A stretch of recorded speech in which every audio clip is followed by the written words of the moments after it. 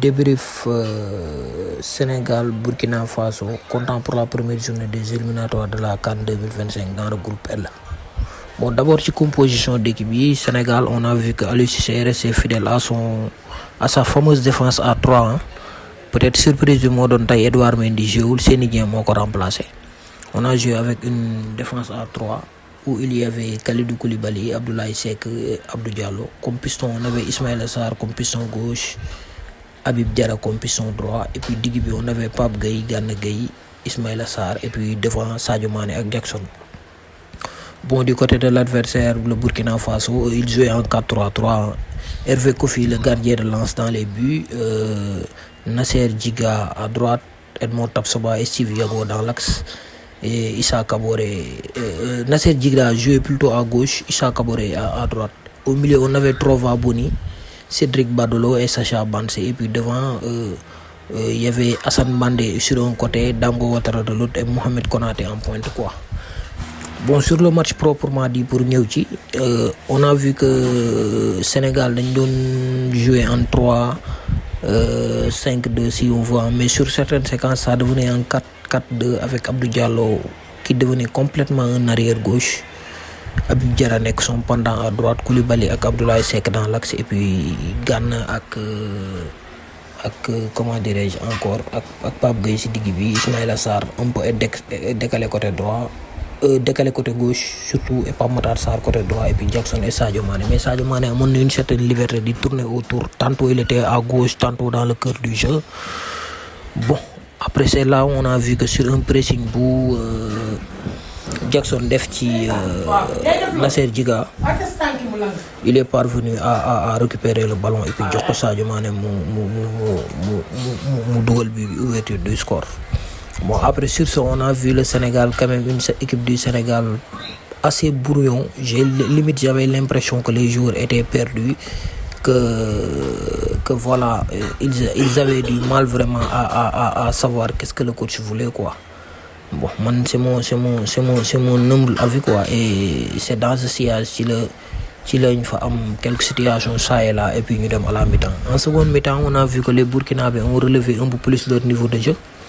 Ils se sont procuré pas mal de situations, hein.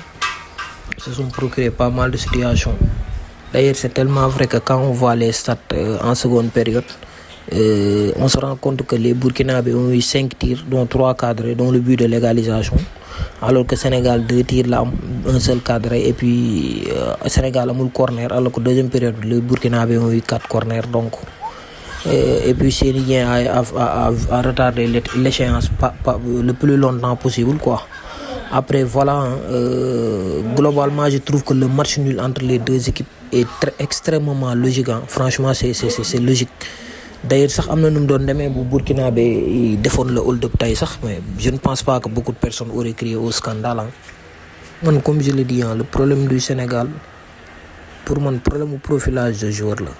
Je m'explique. Si tu mets chaque joueur dans le rôle il lui convient et puis tu lui laisses faire, ça peut jouer mieux que ça, quoi. Mais quand tu forces par exemple Ismaïla Sarr, piston gauche, je donne un exemple, comment dirais-je encore, Matar Sarr qui souvent est cultivé sur le côté droit, bon après nii la affaire yi di demee, quoi. Alors que profil du joueur yi ñu am, man je pense que un 4-3-3, un 4-2-3-1, voire même un 4-4-2 classique pouvait faire l'affaire, quoi. Man, c'est mon humble avis, quoi. Et vraiment faudra vite se relever, parce qu'il y a déjà le Burundi qui vient pour la deuxième journée lundi prochain, Inch'Allah, à Lilongwe du côté du Malawi.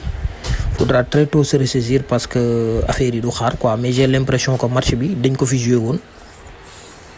Li tax ma ne match bi dañ ko fi jotoon joué mooy le match contre la RDC, bon c'était à peu près comme ça, même si match boobu je trouve que sax premier mi-temps bi c'était un peu plus équilibré que tey.